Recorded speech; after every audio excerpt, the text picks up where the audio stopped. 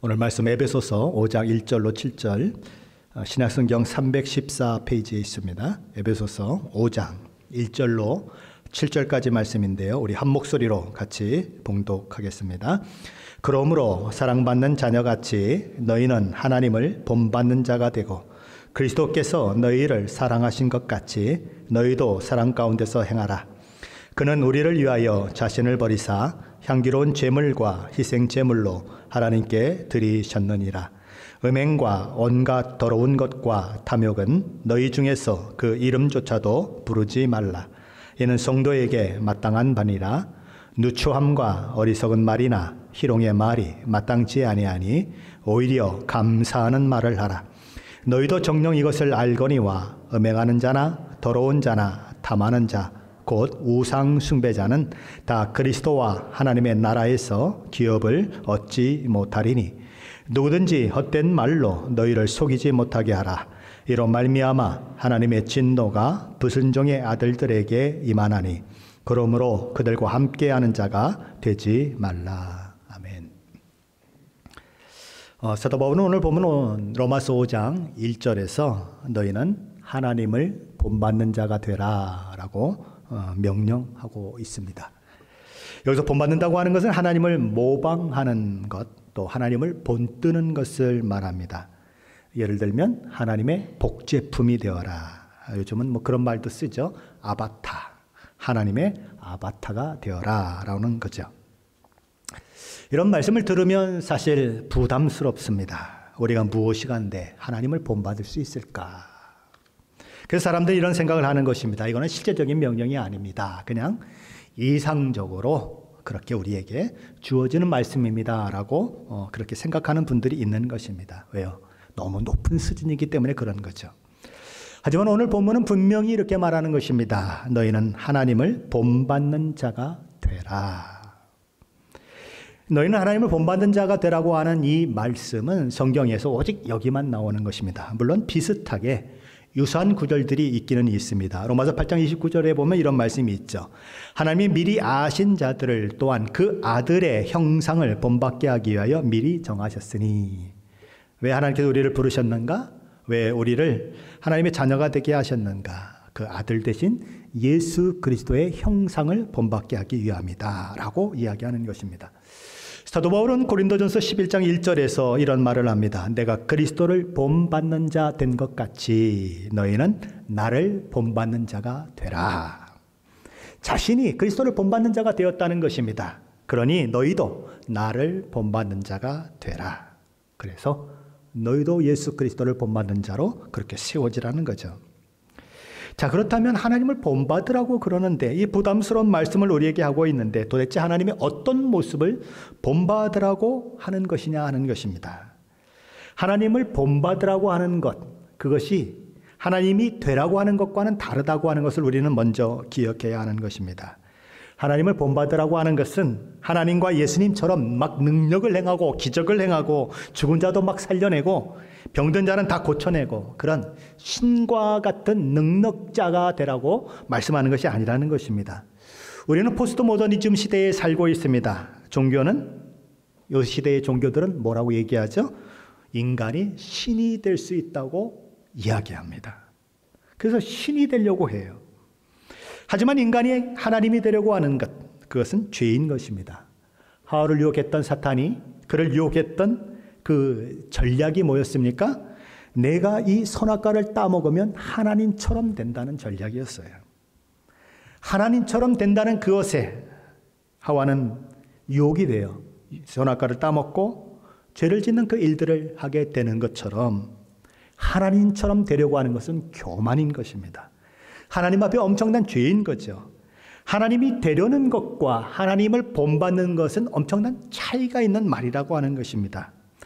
하나님이 되려고 하는 삶은 교만한 삶이에요. 멸망의 지름길로 가는 삶입니다. 하나님을 본받는 삶은 겸손의 삶이고 하나님을 기쁘시게 하고 하나님께서 잘했다 충성된 종아 라고 말씀하시면서 하나님께서 주시는 칭찬과 상급을 받는 영광의 길을 가는 삶인 것입니다. 하나님이 되려고 하는 삶은 죄의 나락으로 떨어지는 것이고 망하는 길이에요. 그러나 우리가 죄인임을 깨닫고 예수 그리스도의 십자가 대속의 은혜를 힘입어서 구원받고 하나님의 본받는 자의 삶을 사는 것은 대초에 하나님께서 하나님의 형상으로 만들어 놓은 그 하나님의 형상을 회복하는 길로 가는 것입니다. 하나님께서 그래서 우리에게 뭐라고 말씀하시죠? 내가 거룩하니 너희도 거룩할지어다 라고 말씀하시는 것입니다. 그것이 하나님을 닮는 거예요. 하나님을 닮는 것은 그것 말고 또 어떤 것들이 있을까요? 하나님의 의를 닮는 것, 하나님의 긍휼을 본받는 것, 하나님의 사랑과 용서, 하나님의 성실하심, 하나님의 진실하심을 본받는 것, 이 모든 것들이 하나님을 본받는 것에 해당되는 것입니다. 자, 그렇다면 무슨 근거로, 무엇 때문에 사도 바울은 우리에게 하나님을 본받는 자가 되어야 한다고 말하고 있느냐는 것입니다. 사도 바울은 우리가 하나님을 본받는 자가 되어야 하는 이유로 우리가 하나님의 사랑받는 자녀가 되었기 때문이라고 이야기하는 것입니다. 우리가 이미 하나님의 사랑받는 자녀가 되었기 때문에, 자녀이기 때문에 하나님을 본받아야 한다라고 얘기하는 것입니다. 혹시 김동인의 단편 소설 발가락이 닮았다라고 하는 그 단편 소설을 읽어보신 적이 있으십니까? 주인공 남자는 이 결혼하기 전까지만 해도 아주 방탕한 삶을 산 사람인 것입니다. 수많은 여자들과 관계하고 그런 사람이었어요. 근데 어느 날 병원을 갔더니 병원에서 그에게 의사가 말하기를 당신은 이제 영원히 아이를 가질 수 없는 그런 몸입니다라고 이야기를 하는 것입니다. 그런데 이 책의 주인공이 결혼을 하게 되었어요. 근데 결혼 2년 만에 아내가 임신을 했습니다. 배가 점점 불러오는데 이 남자가 고민이 생겼어요. 왜요? 자기는 아이를 만들 수 없는 그런 몸이라고 의사가 분명히 얘기했는데 아내가 임신을 했거든요. 내가 옛날에 놀던 것처럼 아내도 놀았을까? 그런 생각이 드는 것입니다. 아이가 점점 배가 불러가는데 마음은 불안한 거죠. 그런 과정 가운데서 아이가 태어났습니다. 아이가 태어났을 때 이 남자는 뭘 보고 싶을까요? 이 아이가 정말 날 닮았는가? 그렇죠? 그걸 보고 싶은 거죠. 확인하고 싶은 거예요. 왜요? 나를 닮아야 내 아이가 아니겠습니까? 그래서 머리끝부터 발끝까지 아주 막 그냥 자세히 살펴보는 것입니다. 세상에 근데 도무지 닮은 데가 없어요. 가슴이 막 털컹 내려앉는 거죠. 야, 이거 어떡하냐. 그러니까 다시 한번 그 막 태어난 아이를 머리끝부터 발끝까지 자세히 살펴보는 것입니다. 아주 그냥 세밀하게 관찰하는 거예요. 그러다가 어느 순간 이 남자 주인공의 그 눈에서 눈물이 뚝뚝 떨어집니다. 드디어 하나 발견했어요. 뭘 발견했습니까? 이 아이가 발가락이 나를 닮았구나. 그래서 이 단편 소설의 제목이 발가락이 닮았다인 것입니다. 아이는 부모를 닮게 되어 있어요.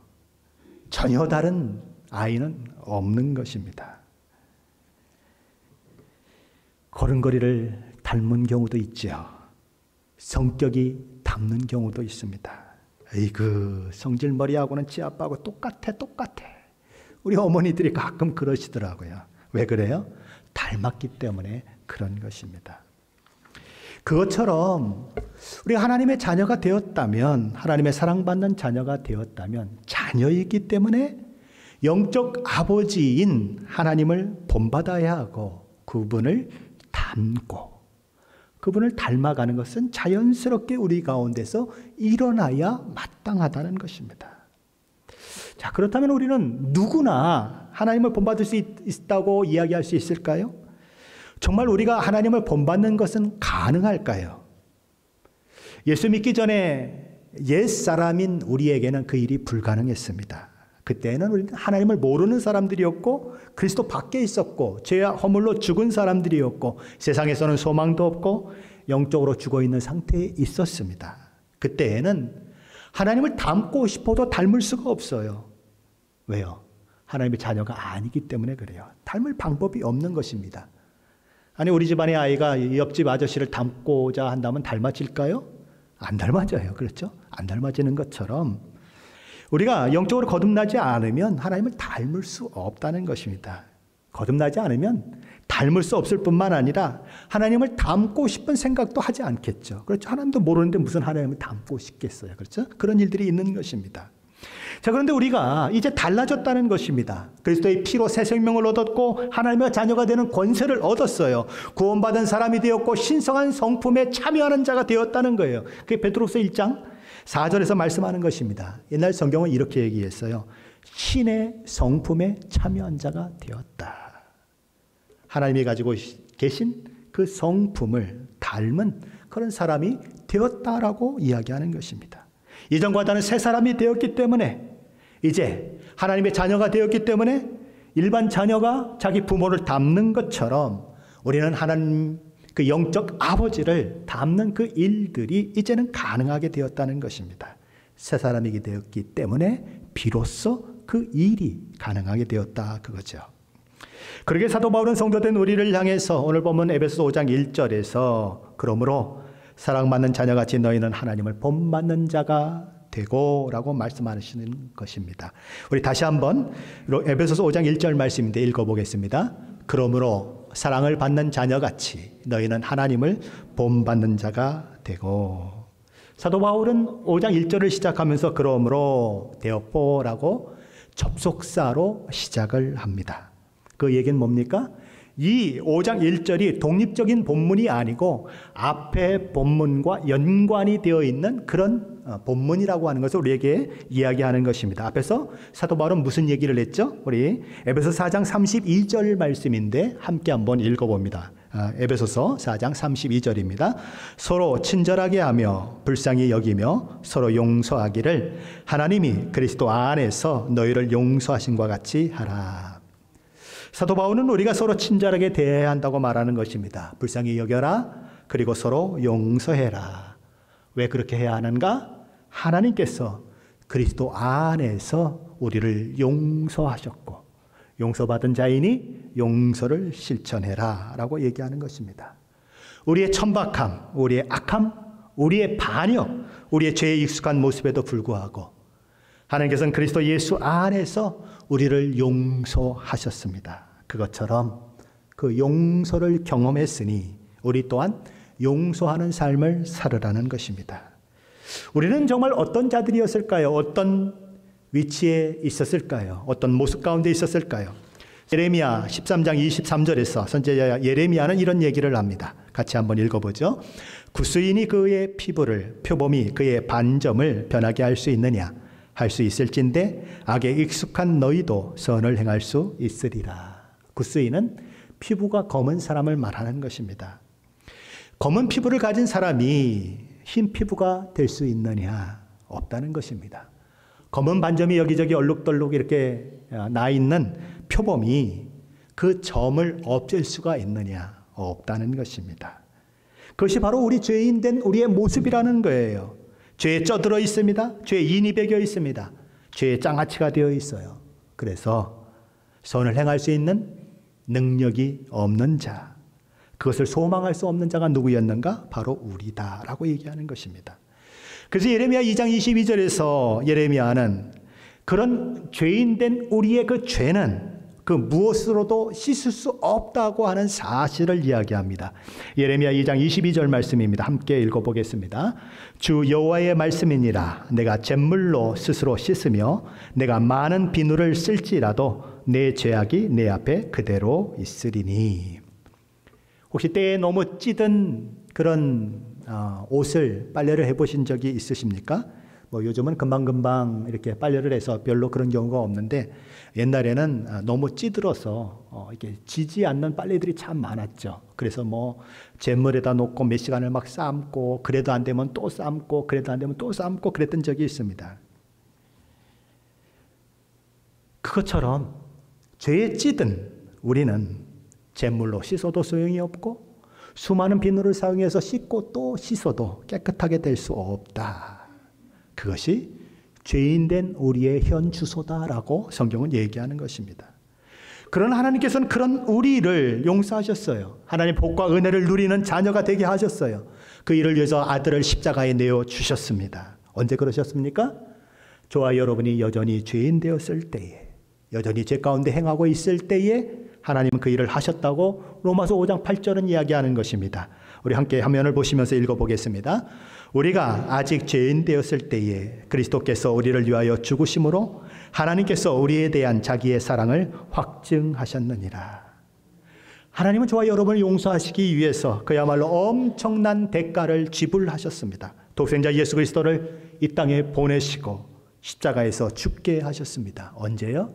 우리가 여전히 죄인이었을 때에, 하나님이 없다고 말할 때에, 하나님을 알지 못할 때에 하나님은 그 모든 일을 하셨다는 것입니다.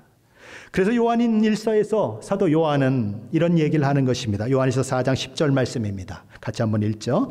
사랑은 여기 있으니 우리가 하나님을 사랑한 것이 아니요 하나님이 우리를 사랑하사 우리 죄를 속하기 위하여 화목제물로 그 아들을 보내셨습니다.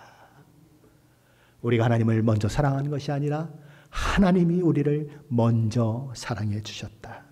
사랑을 말하고 받을만 해서 사랑한 것이 아니라 여전히 죄인이고 죄를 짓고 죄 가운데 사는데도 불구하고 하나님은 먼저 우리를 사랑하셨다. 그것이죠. 그렇다면 이런 용서와 사랑을 먼저 베풀어 주시고 우리를 구원하시기를 기뻐하신 하나님께 우리는 어떤 반응을 보일 수 있을까요? 정말 그 하나님이 우리에게 베풀어 주신 사랑의 너비와 길이와 높이와 깊이를 정말 깨달아 안다면 우리의 마음 가운데서는 어떤 것들이 일어날까요? 우리의 소원, 우리의 목표는 어떤 것들로 그렇게 맞추어질까요? 우리의 마음은 어떤 마음을 갖게 될까요? 하나님 앞에 하나님의 그 사랑에 어떻게 내가 보답할 수 있을까? 나를 사랑해 주신 하나님을 내가 어떻게 하면 조금이라도 더 사랑할 수 있을까? 그 하나님을 얼마나 더 기쁘게 할 수 있을까? 어떻게 하면 하나님을 즐겁게 해드릴 수 있을까? 그것이 고민이 될 수밖에 없는 것입니다. 그리고 그 용서받은 감격 때문에 하나님께 은혜 베풀어 주시고 나와 같이 세워주신 형제 자매들을 향하여 주님께서 나를 용서하신 것처럼 용서하는 그 자리로 나아갈 수 있는 그 힘이, 하나님의 용서, 예수 그리스도의 사랑을 알 때, 그때에 비로소 힘을 발휘하게 되는 거죠. 그럴 때 우리는 하나님을 본받는 자가 되는 것입니다. 그런데 이 사도 바울은 하나님을 본받으라고 하는 말씀을 하면서 가장 먼저 뭘 얘기하고 있습니까? 용서를 얘기하고 있다는 것입니다. 용서. 왜 용서를 얘기했을까요? 용서가 없이는 가정도 교회도 세워질 수 없습니다. 용서 없는 가정에 저와 여러분이 태어났다면 어떨까요? 조금만 잘못하면 그냥 난리를 치고 조금만 잘못하면 그냥 내다버려 버리고 그런 가정에 저와 여러분이 태어났다면 어떨까요? 똥 쌌다고 그죠? 내던져 버리면 어떨까요? 운다고 내던져 버리면 어떨까요? 그런 가정 상상도 할 수 없는 것입니다. 용서가 있었기에 우리가 가정이구나, 우리가 가족이구나, 그걸 깨달았던 거죠. 용서가 있기에 교회 공동체도 살아남을 수 있는 거예요. 서로 미움만 부린다면 어떻게 교회 공동체가 유지가 될 수 있겠어요? 그래서 사도 바울은 용서를 제일 첫 번째로 얘기하는 것입니다. 용서는 사실 다른 사람을 향한 용서의 마음으로 시작되지만 사실 파고 들어가 보면 용서는 사실 그 사람을 위한 것이라기보다는 나를 위한 것이에요. 용서하지 않으면 어떻게 될까요? 마음이 감옥이 돼버립니다. 미움의 감옥, 증오의 감옥, 복수의 감옥에 갇히게 돼요. 용서하지 않는 사람의 마음은 결코 자유함을 얻지 못하게 되는 것입니다. 정신과 의사를 찾아오는 수많은 정신적인 증상을 가진 사람들이 있는데 대부분 그들이 가지고 있는 것은 죄책감이고 용서하지 못하는 것 때문에 그렇게 정신과를 찾는다고 합니다. 그래서 어떤 정신과 원장은 이런 얘기를 했습니다. 어떻게 해서든지 환자에게 용서를 확신시킬 수만 있다면 우리 병원에 입원해 있는 모든 환자 중에 절반 이상은 내일 당장 퇴원해도 될 것입니다. 뭐예요? 남을 용서하지 않고 그리고 죄책감을 가지고 있는 그것이 그의 병이 되고 정신병동에 있을 수밖에 없는 그런 상황을 만들었다. 그러니 용서가 무엇인지를 알게만 된다면, 용서할 수 있게만 된다면 그는 정신병을 훌훌 털어버리고 내일이라도 당장 퇴원할 수 있다. 그것이 절반 이상이다라고 얘기하는 것입니다. 하나님 우리에게 용서하라고 얘기합니다. 사랑하라고 얘기합니다. 그것이 하나님을 본받는 것이라고 얘기합니다. 하나님을 본받는 그 용서, 하나님을 본받는 그 사랑을 가장 잘 모범적으로 보여주신 분은 누구일까요? 누구라고 생각하십니까? 예수님이에요. 그렇죠? 그래서 사도 바울은 그 예수님을 본받는 삶으로 우리를 초대합니다. 에베소서 5장 2절 말씀인데요. 함께 읽어보겠습니다. 그리스도께서 너희를 사랑하신 것 같이 너희도 사랑 가운데서 행하라. 그는 우리를 위하여 자신을 버리사 향기로운 제물과 희생 제물로 하나님께 드리셨느니라. 사도 바울은 이렇게 얘기하는 것입니다. 그리스도께서 너희를 사랑하신 것 같이 너희도 사랑 가운데서 행하라. 너희가 그리스도의 사랑을 알고 느끼고 경험했으니 이제 너희도 예수님을 본받아 사랑 가운데서 행하라는 것입니다. 우리 주님께서 우리에게 어떠한 사랑을 베푸셨는지를 우리가 알지 못한다면 우리는 결코 사랑하는 자가 될 수가 없습니다. 예수님이 우리를 사랑한다고 하는 것을 아는 것이 먼저라는 거예요. 그렇다면 예수님의 사랑을 어떻게 경험할 수 있습니까? 어떻게 알 수가 있습니까?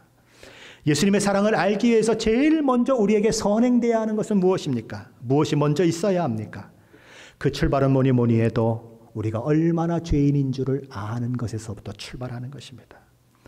저와 여러분이 어떤 죄에서 구원받았는지를 알아야 예수 그리스도의 사랑을 알 수 있다는 것입니다. 만일 저와 여러분 가운데 그 죄에 대한 알미 없다면 저와 여러분은 우리 주님을 사랑할 수 없습니다. 그 사랑을 알 수가 없습니다. 자신이 죄의 크기가 얼마나 큰 줄을 아는 사람은 예수 그리스도께서 나에게 베풀어진 사랑이 얼마나 큰지를 알아요. 내가 얼마나 큰 죄인인 줄을 알면 알수록 예수께서 내게 베풀어 주신 사랑이 얼마나 큰 것인지를 우리는 알게 되는 것입니다. 그래서 많이 용서받은 자가 많이 용서하게 되는 거죠. 예수님은 성자 하나님이세요.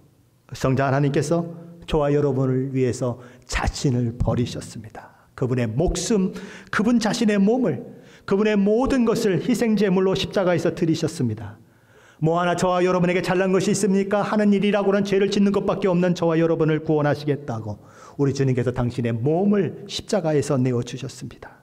목숨을 던지셨어요. 그분은 하나님이세요. 창조주세요. 우리는 무지렁이 같은 그런 피조물이에요. 반항하고 반역하고 악을 물먹듯 하는 그런 사람들이에요. 죄인 중에 괴수라고 불릴 수밖에 없는 그런 사람들이에요. 그런데 그런 저와 여러분을 위해서 그분이 십자가에서 죽으셨어요. 내가 얼마나 죄인인 줄 알고 우리 주님이 우리에게 얼마나 큰 사랑을 베푸는 줄 알 때에 그때야 우리는 서로 사랑하는 대로 나아갈 수 있다는 것입니다. 저와 여러분에게 이 죄사함의 은총의 기쁨이 있으십니까? 이 용서의 기쁨이 저와 여러분 가운데 있으십니까? 저와 여러분이 예수님의 사랑을 알고 계십니까? 저와 여러분은 이 마음속에는 이 예수님의 사랑이 채워져 있으십니까? 그 사랑이 가슴에 채워지고 그 사랑이 우리 가슴을 뜨겁게 함으로 인해서 서로 사랑하는 데까지 나아가고 있습니까? 예수님의 사랑으로 가슴이 뜨거워진 사람은 다른 사람을 사랑할 수 있습니다. 뜨거운 용광로에 들어가면 모든 것이 다 녹아져 내려요. 불순물이 들어있는 것도 다 녹아져 내리고 금도 은도 광석도 다 녹아져 내립니다. 그래서 순수한 것과 순수하지 않는 것이 분리가 자동으로 되지요. 우리의 가슴이 예수님의 사랑으로 뜨거워지면 어떤 일이 일어날까요? 우리 속에 미움이 들어올 때에, 원수된 감정이 들어올 때에, 복수하고 싶은 마음이 들어올 때에 예수님의 그 뜨거운 마음 때문에 그 모든 것들이 녹아져 버리는 것입니다. 그래서 사랑하게 되는 거예요. 저와 여러분에게는 그런 마음이 있으십니까? 말씀을 전하는 이 목사도 이런 말씀을 전하다 보면 너무 불편해요. 왜요? 제가 그러지 못하거든요. 목사인데도 그런 사랑이 없거든요. 그 하나님 앞에 설교를 준비하며 무릎 꿇어요. 하나님, 내게 사랑이 없어요.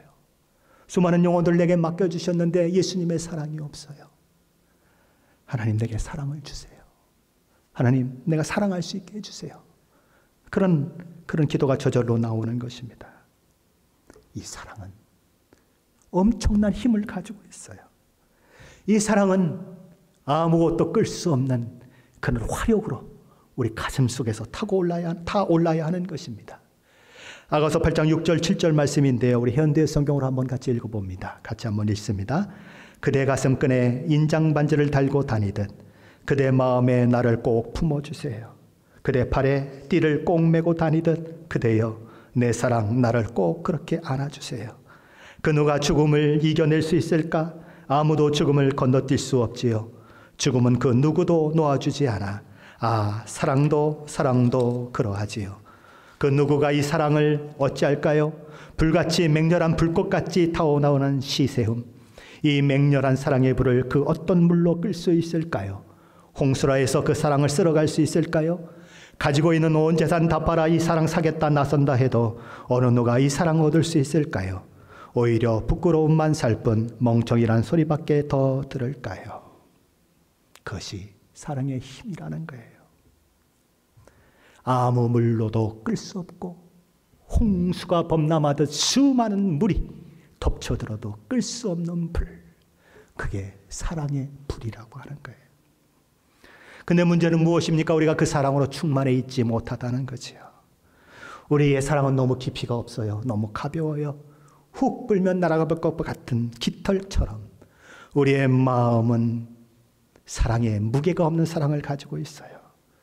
겨우 성냥불 하나 간신히 켜놔서 그런 사랑 불태우고 있어서 주님에 대한 사랑이 우리 마음속에 활활 타오르고 있지 못하는 관계로 양동이 물을 붓는 것도 아니고 홍수 같은 물을 붓는 것도 아닌데 조그만 물만 떨어져도 훅 하고 불어만 버려도 꺼져버리는 사랑.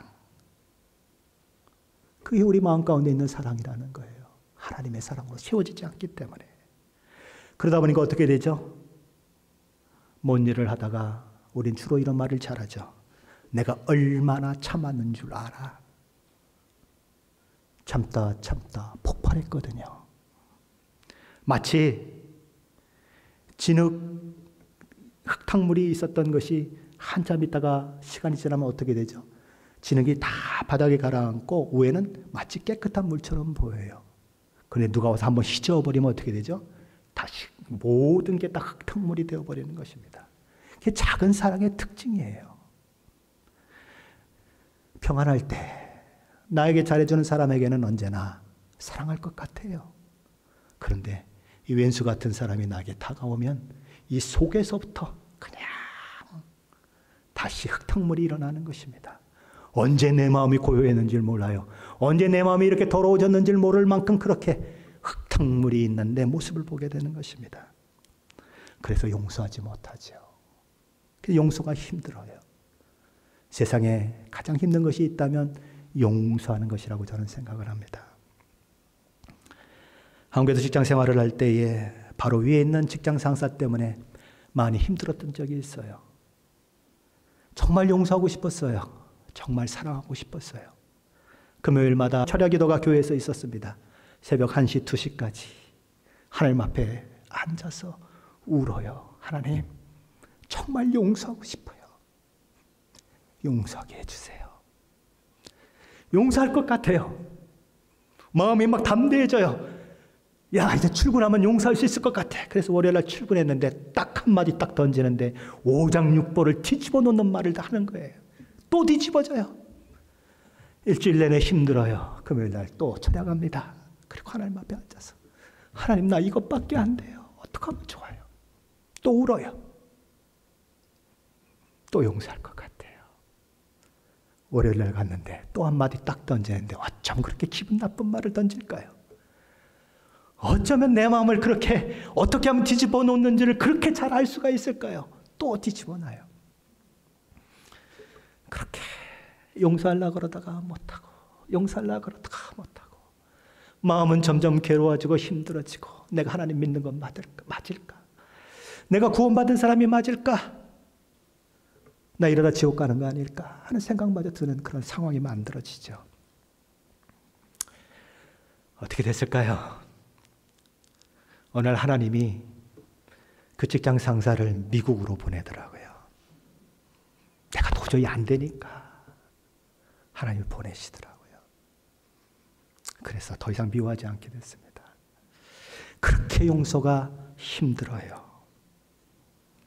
용서한 것 같은데 휘저어 놓으면 흙탕물이 막 돼가지고 그냥 떼꾸정물이 되는 것처럼 우리 가슴이, 우리 속이 그렇게 뒤집어지는 것, 그게 우리의 모습인 것입니다. 호세아서는 하나님의 마음을 우리에게 이렇게 표현합니다. 너희가 어떤 자들인가? 너희의 인애가 아침 구름이다. 쉬 없어지는 이슬 같다. 사랑한다고 얘기하는데 너희의 사랑은 아침에 해가 뜨면 싹 없어져 버리는 이슬과 같다라고 얘기하는 것입니다. 그러므로 우리는 하나님이 우리에게 어떤 용서를 베풀어 주셨는지, 예수 그리스도께서 어떤 사랑을 베풀어 주셨는지를 정말 깊이 알아야 하는 것입니다. 하나님의 그 놀라운 은혜, 예수 그리스도의 사랑의 너비와 길이와 높이와 깊이가 어떠한지를 진정으로 깨달아야 하는 것입니다. 그래서 하나님의 사랑으로, 예수 그리스도의 사랑으로 내 가슴이 충만해져야 안을 수 있어요. 그래야 품을 수가 있어요. 그게 안 되고 우리의 사랑으로 살아가면 늘 우리는 조금 사랑하다가 어떻게 하죠? 더 큰 화를 내죠. 왜요? 참았거든요. 참고 참았는데 계속 폭발시키니까 이전에 화낸 것보다 더 큰 화로 상대방을 제압하려고 하고, 그러다 보니까 상대방은 더 큰 마음의 상처를 입고 더 나에게 대항하려고 하고, 나는 또 하나님 앞에 나와서 또 참다가 더 큰 화를 터뜨리고, 그래서 계속 악화되는 감정을 만들어낼 수밖에 없는 것이 바로 우리라는 것입니다. 예수 그리스도의 사랑으로 채워지지 않으면 그럴 수밖에 없다는 거죠. 예수 그리스도의 사랑으로 우리 마음이 채워질 때만 우리는 제대로 된 용서, 제대로 된 사랑을 할 수 있다는 것입니다. 이런 사랑이 저와 여러분 안에 충만해지기를 위해서 기도해 보신 적이 있으십니까? 이 사랑이 저와 여러분 마음 가운데 없는 것 때문에 통곡하며 하나님, 내게 사랑을 주세요라고 눈물로 기도해 본 적이 있으십니까? 예수의 사랑으로 채워지지 않으면 저와 여러분이 어떻게 사랑할 수 있겠습니까? 어떻게 용서할 수 있겠습니까? 내 안에 채워진 예수 그리스도의 사랑이 흘러나와야 하는 것입니다. 성도들은 우리가 본받아야 할 하나님의 성품은 바로 이런 용서와 사랑의 성품이에요. 하나님께서 우리를 용서하신 것처럼 우리도 용서하고, 예수 그리스도께서 우리를 사랑하신 것처럼 우리도 다른 사람을 사랑하는 것이 마땅한 것이다. 그것이 하나님을 본받는 자의 삶이다라고 얘기하는 것입니다. 그렇다면 하나님을 본받는 우리에게 이런 것들은 반드시 있어야 하는 것인데 결코 있어서는 안 되는 것들은 어떤 것들이 있을까요? 사도 바울은 그 이름이라도 부르지 말아야 할 것들이 있다고 이야기합니다. 에베소서 5장 3절 말씀인데 함께 읽어보겠습니다. 음행과 온갖 더러운 것과 탐욕은 너희 중에서 그 이름조차도 부르지 말라. 이는 성도에게 마땅한다니라. 사도 바울은 하나님을 본받는 성도의 마땅히 행해야 하는 것 중에 하나가 음행과 온갖 더러운 것과 탐욕을 버리는 것이다 라고 말합니다. 그런 단어조차도 언급하지 말라고 얘기하는 것입니다. 음행과 온갖 더러운 것과 그리고 탐욕은 아예 생각조차 하지 말라는 거예요. 사도 바울이 첫 번째로 얘기하는 것은 음행입니다. 그 이름조차 부르지 말아라. 음행이 뭡니까? 정상적인 결혼 관계를 벗어난 모든 성적 행위는 다 음행입니다. 오늘날처럼 음행이 유행처럼 번져가는 시대는 없을 것입니다. 심지어 이 음행은 교회 안에도 들어와 있습니다. 한국에서 이 설교하시는 목사님들의 그 설교를 가끔 듣다 보면 어떤 분은 이런 설교를 하더라고요. 성가대 왜 끝나고 나서 남자 여자가 커피 마시러 갑니까? 가지 마세요. 왜 그런 얘기를 하죠? 성가대 안에서도 남녀가 그런 일들이 일어나고 있다는 거예요. 애인을 가지고 있는 성도들이 교회 안에 너무 많아요. 아마 우리 교회는 없을 거로 생각이 되는데 너무 많다는 것입니다. 이게 문제라는 거예요. 음행으로 인해 어떤 일들이 일어납니까? 아이들이 낳아지자마자 버려집니다. 음행으로 가정이 무너져요. 이혼은 왜 이혼합니까? 성질을 안 맞아서 이혼하는 경우도 있지만 다른 여자를 사랑하기 때문에, 다른 남자를 사랑하기 때문에 이혼하는 경우가 많은 것입니다. 창조하실 때 하나님께서 남자와 여자를 만드셨는데 음행하는 마음 때문에 그 구별이 없어지는 시대에 우리는 살고 있습니다. 음행을 위한 도구들이 팔리고 있어요. 음행을 위한 영상들이 돈벌이가 되고 있습니다. 잘 나가는 비즈니스가 되고 있습니다. 인터넷은 음란물의 바다가 되고 있습니다. 이런 시대에 우리는 살고 있습니다. 그러니 음행이라고 하는 것은 입에도 담지 말아라. 생각도 하지 말아라. 히브리서 13장 4절 말씀은 이 음행의 시대를 살아가는 우리에게 이런 권면의 말씀을 합니다. 모든 사람은 결혼을 귀히 여기고 침소를 더럽히지 않게 하라. 두 번째로 사도 바울은 뭘 얘기합니까? 더러운 것은 그 이름도 떠올리지 말라고 합니다. 더러운 것은 성적인 것도 될 수 있고 모든 부도덕한 행동도 될 수가 있는 것입니다. 세 번째로 사도 바울은 탐욕은 그 이름도 부르지 말라고 얘기합니다. 탐욕 중에 가장 대표적인 것은 무엇일까요? 돈을 사랑하는 것입니다. 돈을 사랑하는 마음이 탐욕이지요. 그럼 돈을 사랑한다고 하는 것이 의미하는 바는 무엇일까요? 돈으로 살 수 있는 것들, 돈으로 확보할 수 있는 것들을 사랑하는 것입니다. 돈으로 할 수 있는 것, 돈으로 성취할 수 있는 모든 것을 사랑하는 것이 뭐예요? 탐욕입니다. 예수님이 이렇게 말씀하셨어요. 너희가 하나님과 재물을 겸하여 섬길 수 없느니라. 사도 바울은 음욕, 더러운 것, 탐욕은 그 이름도 부르지 말라고 말합니다. 만일 이 경고를 무시하고 에이그 뭐 이 정도면 어때? 라고 마음에 이런 것들을 가지고 있게 되면 조만간에 이런 것들에 의해서 정복당한 자기 모습을 보게 될 것이라고 사도 바울은 경고하는 것입니다. 그러므로 저와 여러분이 이런 죄에 빠지지 않으려면, 이런 것들을 행하고 싶지 않은 마음이 있다면 이런 것들을 대화의 주제로 삼지도 말아라, 생각지도 말아라 라고 이야기하는 것입니다. 아예 처음부터 싹을 잘라버리라는 것입니다. 사도 바울은 에베소 5장 5절 말씀에서는 더 나아갑니다. 한 걸음 더 나아가서 이런 음행과 더러운 것과 탐하는 것은 하나님 나라에서 기업을 얻지 못하는 행동이다라고 얘기하는 것입니다. 너무 충격적이죠. 아주 엄중한 경고를 하고 있습니다. 에베소 5장 5절 말씀인데 함께 읽어보겠습니다. 너희도 정녕 이것을 알거니와 음행하는 자나 더러운 자나 탐하는 자 곧 우상 숭배자는 다 그리스도와 하나님 나라에서 기업을 얻지 못하리니. 부끄러움이나 뉘우침이 없이 음란하고 방탕한 생활 양식에 자신을 내맡기는 사람은 하나님 나라와 상관없다는 것입니다. 육체의 욕심을 따라 자기 만족을 위해 온갖 즐거움을 추구하는 사람은 하나님 나라와 상관없다는 것입니다. 그러면 구원은 어떻게 됩니까? 구원은 완전하다 그랬는데 묻지 마세요. 성경이 그렇게 얘기하면 그냥 받아들이세요. 내가 음행하고 있습니까? 내가 지옥 갈 거라고 생각하고 음행을 끊으세요. 내가 더러운 짓을 하고 있습니까? 나 지옥 갈 수 있다고 생각하고 더러운 짓을 끊으시면 돼요. 구원이 어쩌니 따질 필요 없어요. 말씀이 있으면 말씀 그대로 받아들이시고 끊으시면 되는 것입니다. 근데 사도 바울은 5절에서 이렇게 말씀합니다. 탐하는 자는 곧 우상 숭배자라.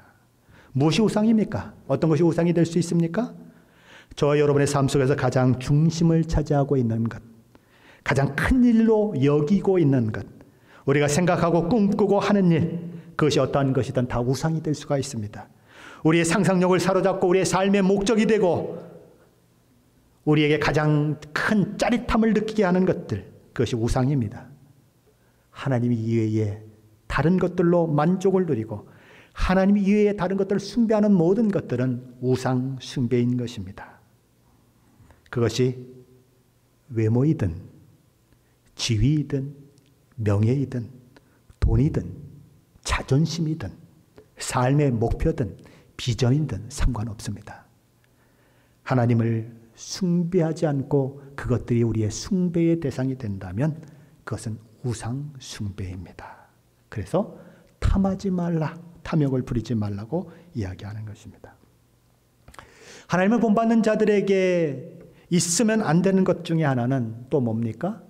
입술의 말도 조심해야 한다고 사도 바울은 말하는 것입니다. 에베소 5장 4절 말씀입니다. 함께 읽어봅니다. 누추함과 어리석은 말이나 희롱의 말이 마땅치 아니하니 오히려 감사하는 말을 하라. 성도에게 마땅치 않은 것 첫 번째는 누추함입니다. 추잡한 것 하지 말라는 것입니다. 두 번째 말은 어리석은 말입니다. 아무 의미도 없고 생각도 없이 던지는 쓸모없는 말을 하지 말라는 것입니다. 저와 여러분을 만나는 사람들이 만나면 저와 여러분의 말을 통해서 유익을 얻도록 하지, 그냥 쓸데없이 시간 보내게 만들고 그리고 헛된 것 짓거렸다라는 생각하지 않게 만들라는 것입니다. 욥이 고난 가운데 있을 때 욥의 그 부인이 욥을 향해서 뭐라고 얘기하죠? 하나님을 욕하고 죽으라라고 얘기하죠. 고난을 그렇게 당하고 있는데 대해 뭐 하나님을 원망하지 않고 뭐 얘기하는 그 모습을 보면서 어떻게 너는 그렇게 바보같이 그럴 수 있느냐고, 차라리 하나님을 욕하고 죽으라고 얘기해요. 그때 욥은 자기 부인에게 뭐라고 얘기합니까? 당신의 말이 어찌 어리석은 자의 말과 같으뇨라고 얘기합니다. 어리석다는 거죠. 믿음으로 하지 않는 모든 것이 뭐예요? 죄라는 것입니다. 그것이 어리석은 거죠. 마지막 세 번째로 성도에게 있어서 마땅히 버려야 하는 것은 희롱하는 말입니다. 아주 상스러운 농담들, 성적인 농담들, 천박스러운 농담, 음담패설 같은 것은 버려야 한다는 것입니다. 남자들은 모이면 참 많은 얘기들을 합니다. 군대에 가면 음담패설이 아주 그냥 상시가 되어버려요. 모든 걸 다 거기다 갖다 걸어놓습니다. 근데 이 사회에 나와서도 남자들이 그런 사람들이 있어요. 골프를 치다가도 그 골프 속에서 성관계를 묘사하면서 골프를 치는 사람들이 있어요. 근데 정말 아픈 것은 목사들이 골프를 치는데도 그 소리 한다는 소리가 제 귀에 들려옵니다. 그러지 말라는 거예요. 악은 그 모양이로도 버려라. 대신에 성도들은 무슨 말을 해야 하는가? 감사하는 말을 하라는 것입니다. 입술에 늘 감사가 넘치는 말을 해라. 감사는 성도의 특징 중에 특징이에요. 왜 감사가 있습니까? 하나님이 나를 어떻게 사랑하시고 나를 어떻게 세우시고 오늘의 삶을 어떻게 이끌어주신 이 모든 것들을 하나하나 따져보면 내 마음 가운데 감사가 있는 거죠. 내가 무엇이 간데 나로 하나님을 알게 하셨을까? 내가 무엇이 간데 예수 그리스도를 알게 하시고 구원받는 그 기쁨을 얻게 하셨을까? 내가 무엇이 간데 한국에서 태어나게 했을까? 내가 무엇이 간데 나로 미국 와서 살게 했을까? 감사하지 않으세요? 저기 아프가니스탄에서 태어났으면 어떡할 뻔하셨어요? 이란에서 태어나셨으면 어떡할 뻔하셨어요? 여기 태어난 것만 해도 세계에서 가장 잘 사는 나라의 미국에 살고 있는 것만 해도 아름다운 꽃밭이 있고 정원이 잘 갖춰져 있는 시애틀 임마누엘 교회에 출석하고 있는 것만 해도 우리 너무 감사한 거 아니겠습니까? 이것저것 생각하면 너무 감사한 거예요. 성도는 그 감사가 말로 늘 표현이 돼야 한다는 거죠. 믿음이 좋은 사람이 누구예요? 불평하고 그냥 그런 사람이 믿음이 좋은 사람이 아니에요. 늘 감사가 있는 사람. 어려운데도 감사할 수 있는 사람. 그게 누구예요? 욥이 그랬죠. 주신 이도 여호와시요 거두신 이도 여호와시오니 여호와의 이름이 찬송을 받으실지니이다. 욥같이 고통받는 사람이 누가 있어요? 어떻게 감사할 수가 있겠어요? 그런데도 그는 하나님 앞에 그 감사를 놓치지 않고 있어요. 감사는 성도의 특징이라는 것입니다. 이러이러한 것들은 다 버리고 오직 너의 입술 속에서 늘 감사가 나오게 해라. 감사가 나오려면 어떻게 해요? 마음이 감사로 차 있어야 감사가 나와요. 사람은 누구나 마음에 있는 것을 내뱉게 되어 있어요. 참아보세요. 견뎌보세요. 마음에 있는 것이 사라지지 않으면 어느 순간에 툭툭 튀어나와요. 10분 말할 때는 안 튀어나오는데 1시간 얘기해 보세요. 속에 있는 거 다 나옵니다. 2시간 얘기해 보세요. 그 사람의 생각하고 있는 것들이 다 나와요. 그래서 저는 신방하면 2시간, 3시간 있으려고 애를 써요. 나오라고. 겉으로 보이는 그런 말 말고 깊이 있는 것이 나오라고 계속 대화를 던지는 것입니다. 사람은 자기 마음에 있는 것이 나오게 되어 있어요. 그러므로 우리 마음이 하나님의 용서와 예수 그리스도의 사랑으로 채워지지 않으면 우리는 감사가 없을 수밖에 없어요. 저와 여러분이 얼마나 사랑이 많은 사람이라고 사랑을 끊임없이 베풀 수 있겠어요? 없어요. 목사도 그게 안 돼요. 미운 사람 미워 보인다니까요. 미우짓 하는 사람 미워 보여요, 목사도요. 목사는 뭐 다 사랑할 것 같아요. 아니에요. 그래서 힘들어요. 그래서 하나님 앞에 기도할 때 힘들고 이런 말씀 전할 때 힘들어요. 하나님 미워 보이는데 어떡해요? 그렇죠? 목사가 좀 야단쳤다고 인사도 안 하고 가는 성도 한 분 생각해 보세요. 목사가 믿겠어요? 안 믿겠어요? 미워요, 목사도. 하나님의 사랑으로 채워지지 않으면 그 미움을 극복할 수가 없어요. 그래서 우리는 그 사랑을 구해야 하는 것입니다. 요한일서 4장 7절로 11절 말씀을 우리 함께 읽으면서 오늘 말씀을 마무리하려고 합니다. 요한일서 4장 7절로 11절 말씀입니다. 같이 한번 보십니다. 사랑하는 자들아, 우리가 서로 사랑하자. 사랑은 하나님께 속한 것이니 사랑하는 자마다 하나님으로부터 나서 하나님을 알고 사랑하지 아니하는 자는 하나님을 알지 못하나니 이는 하나님은 사랑이심이라. 하나님의 사랑이 우리에게 이렇게 나타난 바 되었으니 하나님이 자기의 독생자를 세상에 보내심은 그로 말미암아 우리를 살리려 하심이라. 사랑은 여기 있으니 우리가 하나님을 사랑하는 것이 아니요 하나님이 우리를 사랑하사 우리 죄를 속하기 위하여 화목제물로 그 아들을 보내셨습니다. 사랑하는 자들아, 하나님이 이같이 우리를 사랑하였은즉 우리도 서로 사랑하는 것이 마땅하도다. 아멘. 하나님이 이같이 우리를 사랑하셨으니 이 마음이 저와 여러분 가운데 있어야 하는 것입니다. 그 마음을 가지고 있어야 우리는 사랑할 수 있어요. 용서할 수 있어요.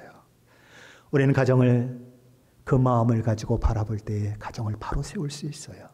우리 공동체를 바로 세울 수 있어요. 내 사랑으로 되지 않는다는 거 기억하세요. 하나님이 이같이 우리를 사랑하셨으니 그 감동이 있어야 하는 것입니다. 그 감격으로 채워져야 하는 거예요. 그 사랑으로 내 가슴이 뜨거워져야 하는 것입니다. 그래서 미움이 와도 증오가 와도 그냥 보복하고 싶은 마음이 생겨도 예수 그리스도의 사랑의 그 뜨거움으로 인해서 녹아져야 하는 것입니다. 여러분의 사랑의 멜팅 포인트라고 그러죠. 멜팅 포인트를 한국말로 뭐라고 하나요? 녹이는 온도. 몇 도입니까? 저 여러분의 마음속에 증오가 들어오면 미움이 들어오면 녹아내립니까? 안 녹아내리면 멜팅 포인트를 높이셔야 합니다. 50도이십니까? 70도, 80도, 100도, 200도, 500도 올리셔야 합니다. 하나님의 사랑의 뜨거움으로 저와 여러분의 가슴을 뜨겁게 하셔야 합니다. 그래야 용서할 수 있고 사랑할 수 있어요. 그래야 우리 가정이 올바로 설 수 있고 우리 교회가 올바로 설 수 있습니다. 목사도 잘 안 돼요. 그래서 하나님 앞에 기도하는 거예요. 이 말씀 전하면서도 그래서 하나님 앞에 무릎 꿇고 회개하는 거예요. 하나님, 나도 안 되는데 어떻게 이 말씀을 전합니까? 여러분 마음 가운데 바로 그런 소원, 그런 마음을 가지시고 사랑의 멜팅 포인트를 높이셔서 모든 것을 녹여내시고 사랑할 수 있고 용서할 수 있는 그 일들이 있으시기를 예수 그리스도의 이름으로 간절히 축원합니다. 기도하겠습니다.